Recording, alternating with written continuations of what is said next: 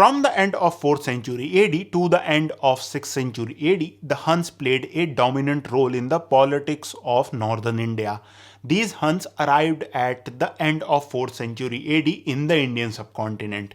And about these Huns, we know about their political conquest and also about some of their rulers. But when it comes to their religion and what kind of religious practices they had, there is not much discussion. So what we will do in this video is we will talk about the religious practices of the Huns and what kind of evolution that took place when they arrived in India to the end of the Hunnic rule.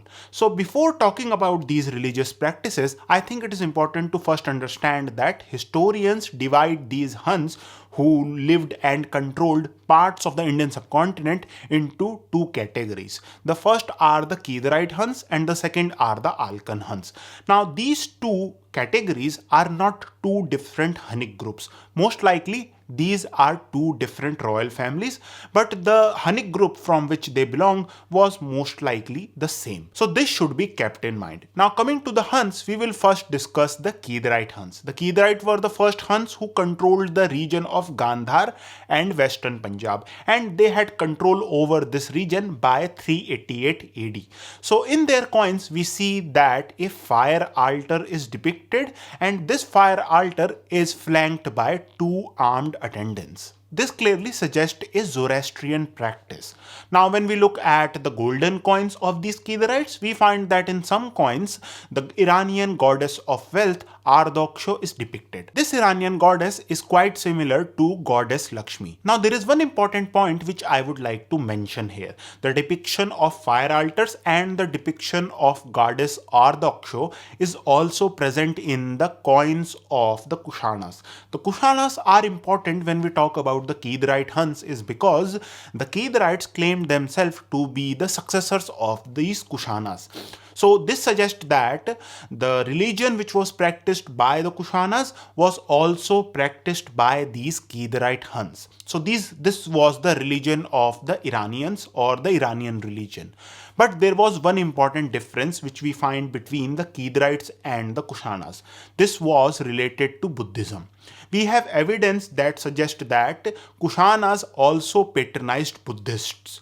But when it comes to the Kidarites, there is no evidence. Although it is important to note that there was no persecution of Buddhists during the time of the Kidarite Huns. We can say this because during this time the religious sites of the Buddhists lay in ruin in Bactria and also in Gandhar. Now this was not the work of the Kidarites. Most likely it was because of the religious policies of the Sassanids. But it is also worth noting that the Kidarites did not restore these sites, which suggests that there was this ambivalent attitude of the Kidarites when it comes to Buddhism. Now this will change with the coming of the Alkan Huns. We all know that the Alkan Huns were not a different Hunnic group. We know that the Alkans controlled the region of Gandhar and Punjab, and this region was governed by a confederation of 4 Alkan kings. Now interestingly, these 4 Alkan kings are also mentioned in a document which was found from Pakistani Punjab. This document is a charter that records the foundation of a Buddhist stupa. Now the fact that this records the construction of a Buddhist monument suggests that there was no persecution of Buddhists and the Buddhist institutions during the time of these Alkan kings. Then from the same region we have another document which mentions Toramana. We all know that at the end of 5th century AD, Toramana had proclaimed himself as the supreme ruler of the Alkan Huns. Now in this inscription, we find that the construction of a Buddhist stupa is recorded and Toramana is also mentioned here. The fact that this stupa was built during the time of Toramana suggests that there was no persecution of Buddhists taking place during the reign of Toramana.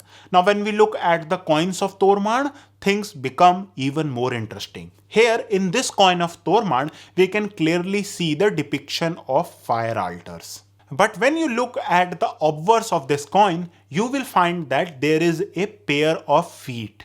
These pair of feet, according to Pankaj Tandon, represents Buddha path or the feet of the Buddha. This represents a very complicated picture in which on the reverse we have a Zoroastrian practice which is depicted, and on the obverse we have the Buddha's feet which are depicted, which suggests that there was no particular religion which Toramana favored.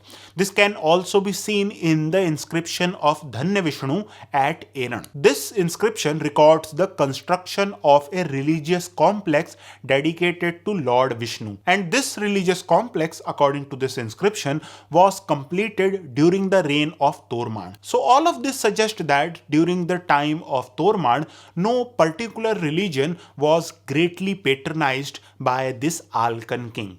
Now things will become quite different during the time of his son Mihirakula. About Mihirakula, the first evidence which we have comes from a Chinese traveler named Songyun.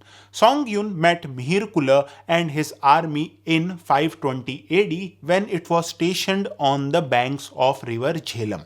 Here, Songyun tells us that these Huns did not follow Buddhism and they worshipped foreign gods. There is also this mention that they honor the demons. This is what Songyun tells us about these Huns. There is also another Chinese text that tells us that these Huns worship heaven god and fire god, and after waking up in the morning, they leave their camp and worship these gods, and after worshipping they take their breakfast. So the fact that this mention of fire god suggests that the Huns who had control over this region continued this Iranian practice of worshipping fire.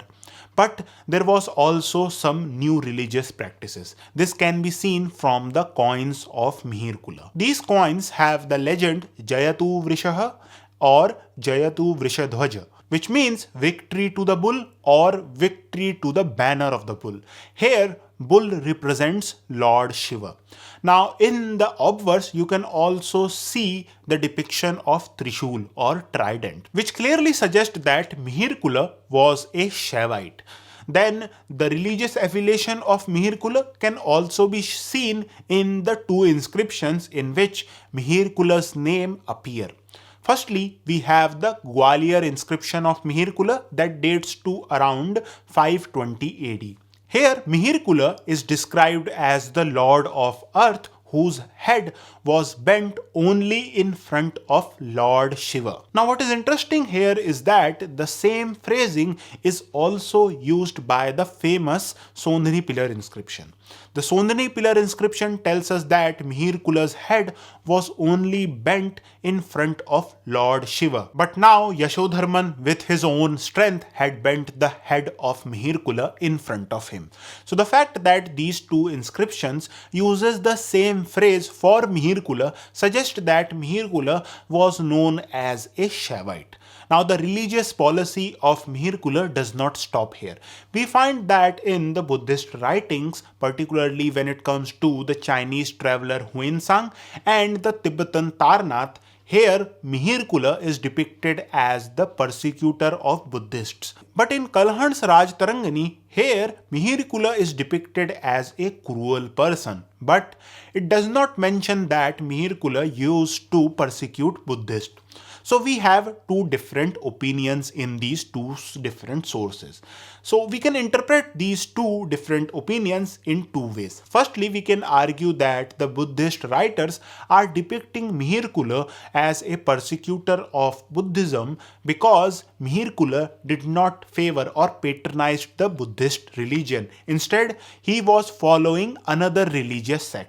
The second interpretation could be that Mihirakula was persecuting Buddhists, and whatever these Buddhist writers are writing reflects the truth. So these two interpretations can be made here, and I will leave these two interpretations and what you think is right to you. Now there is another claim when it comes to the persecution of Buddhists by the Huns that these Huns destroyed Takshila.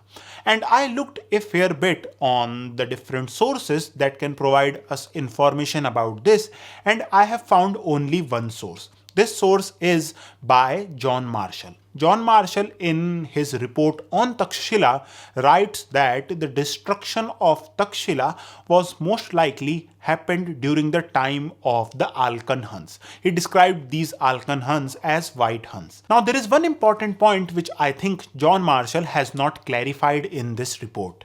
Whether this destruction of Takshila by the Huns was the destruction of the entire city, or whether only the Buddhist structure of this city were targeted by the Huns. We know that these Huns had this habit of destroying cities. We can see this in the destruction of Koshambi by Toraman. We have also archaeological evidence to support that Toraman had destroyed the city of Koshambi. Now, the city of Koshambi, we all know, was also an important Buddhist center. So the fact that Toraman destroyed this city of Koshambi does not mean that Toraman was persecuting Buddhists. We can say this because in the coins of Toraman, we can clearly see that Toraman patronized or favored Buddhists also. The same can also be said about this destruction of Takshila. Whether this destruction was a political act or whether this destruction was a religious act, we do not know. So this should be kept in mind. Now, about the Huns who came after Mihirakula, we do not have enough information to tell what the religious practices these Huns followed.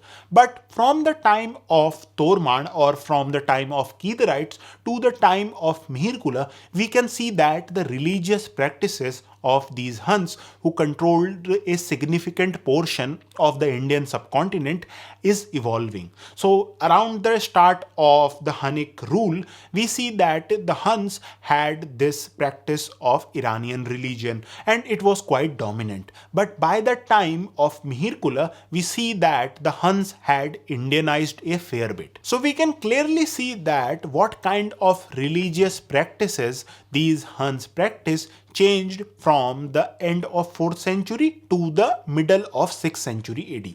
Now, if you want to know more about the Huns who invaded India, please watch this playlist.